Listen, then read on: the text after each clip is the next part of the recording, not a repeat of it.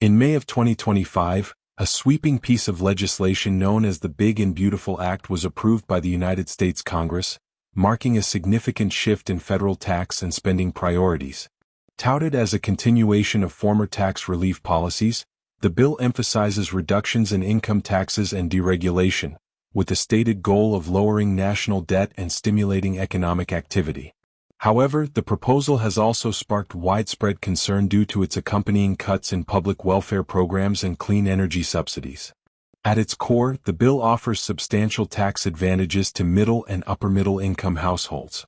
Provisions include exemptions for tips, overtime earnings, and additional deductions for families earning more than $120,000 annually.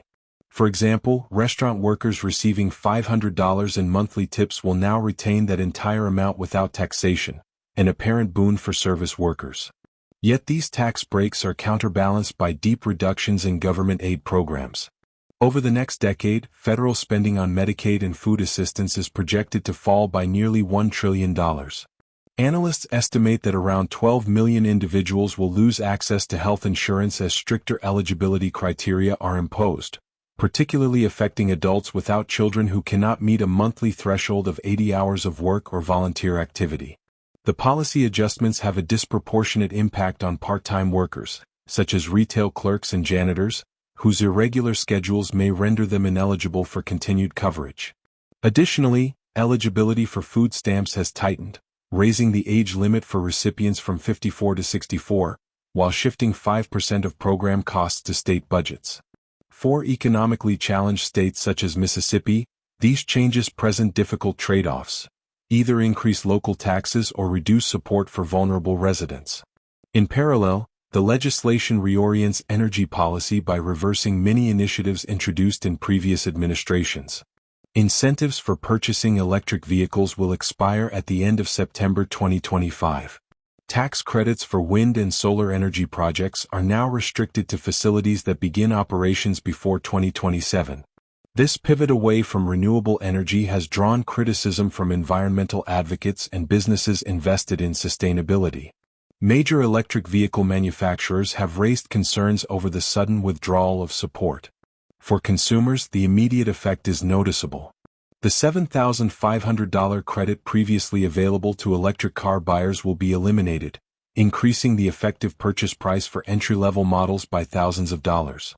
This change, combined with the elimination of the zero-emissions credit trading system in California, poses serious challenges for firms like Tesla, which rely on these programs for a significant portion of their revenue. Meanwhile, fossil fuel sectors stand to benefit. The bill removes sales taxes on certain mechanical components and preserves exploration tax breaks for oil companies. Supporters argue that these measures will enhance domestic energy production and reduce dependency on imports, while opponents contend they represent a step away from climate goals. Perhaps the most debated aspect of the bill lies in its projected fiscal impact. While marketed as a vehicle for debt reduction, internal estimates suggest otherwise. Calculations from federal budget offices forecast an increase in the national debt ranging from $2.8 to $3.3 trillion over the next 10 years. This projection includes debt servicing costs, which alone could total over $400 billion during that period. To accommodate these deficits, the legislation includes an increase of $5 trillion to the federal debt ceiling, essentially authorizing future borrowing to meet current commitments. Critics argue this maneuver is akin to spending on credit, with delayed consequences that will burden future generations. Analysts from academic institutions have compared the move to purchasing luxury goods on borrowed money while claiming fiscal responsibility. One of the bill's most vocal opponents is Elon Musk.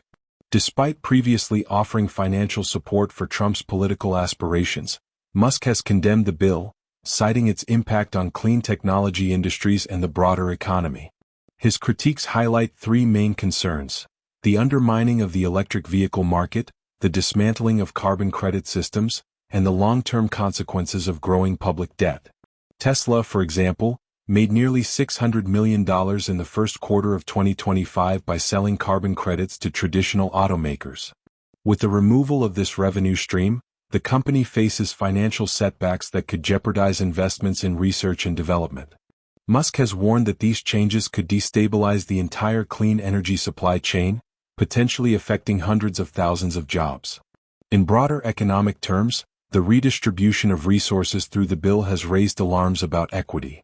Studies show that households in the lowest 10% of income brackets will lose approximately $1,600 annually, while those in the top 10% stand to gain more than $12,000. For low-income families dependent on food assistance and Medicaid, this loss is significant.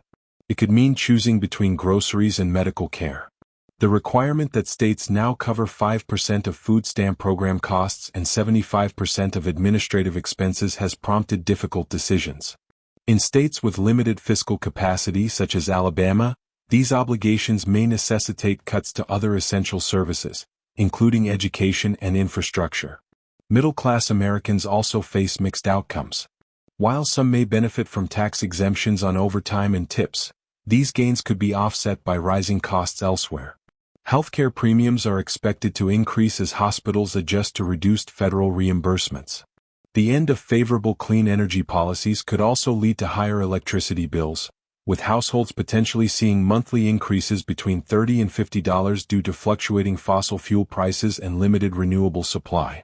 Community-based institutions that rely on federal support, such as local clinics, schools, and child care centers, are similarly vulnerable.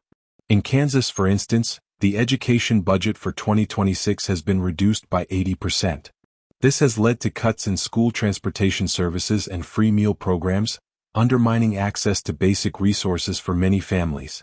In higher education, the bill rolls back repayment protections on student loans, increasing financial pressure on younger Americans. Although the legislation introduces a new $4,000 deduction for senior citizens, this measure is set to expire in 2028, raising questions about long-term retirement security. Perhaps most concerning to some observers is the potential for increased social division. Income data suggests the wealth gap is widening, with the lowest income families seeing annual declines of $700 while the top 20% enjoy income gains exceeding $5,000. Such disparities could erode social cohesion and amplify public dissatisfaction. Despite the bill's narrow passage in the Senate, its future remains uncertain as it awaits a final vote in the House of Representatives.